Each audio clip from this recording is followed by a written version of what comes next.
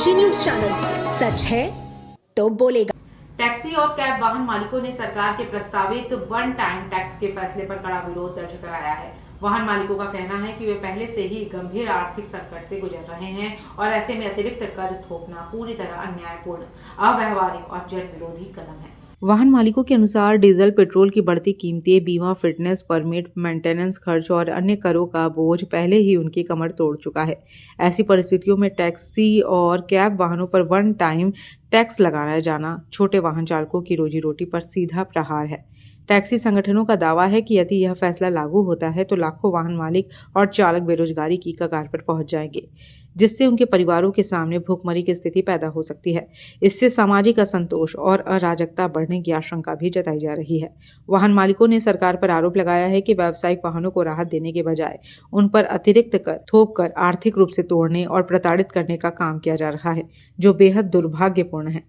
Taxi चालकों और मालिकों ने सरकार से मांग की है कि इस फैसले पर पुनर्विचार किया जाए और व्यावसायिक वाहनों को राहत देकर रोजगार और आजीविका की रक्षा की जाए। हम लोग का मांग कमिश्नर से और मुख्यमंत्री और परिवहन विभाग से ये है कि जैसे पहले जो टैक्स हम लोग के 3 महीने में हम लोग जमा करते थे, वो टैक्स वो 15 साल का हो गया है।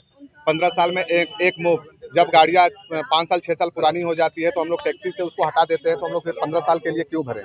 अगर 15 साल के लिए भी भरते भी हैं तो उस चीज़ के ऊपर हमारा कोई प्रारूप नहीं है। 3 महीने का, साल भर का पहले स्लैब होता था, तो उसी के चलते कल हम लोगों ने बैठक भी किया था। आज हम लोग कमिश्नर ऑफिस में विज्ञापन भी दिए हैं। वहाँ से आश्वासन मिला है कि मुख्यमंत्री जी के यहाँ तक या परिवहन मंत्री तक ये बातें पहुँचाई जाएंगी और हम लोग को राहत मिलेगी।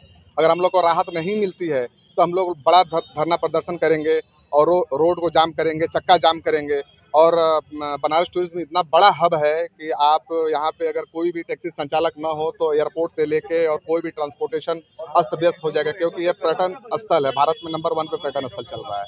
तो हम लोग का यही निवेदन है उत्तर प्रदेश सरकार से, परिवहन विभाग से और कमिश्नर साहब से कि हम लोग की बातें पहुंचाई जाए। जो ये कर 15 साल के लिए लगा हुआ है, इसको जैसे स्लैब है वैसे चेंज किया जाए, या तो ये परमिट जब हमको ये 15 साल के लिए परमिट देते हैं, अरे 5 साल के लिए परमिट देते हैं, तो 5 साल तक का टैक्स हम लोग का भरने का भी उपाय किया जाए, ये भी स्लैब दिया जाए।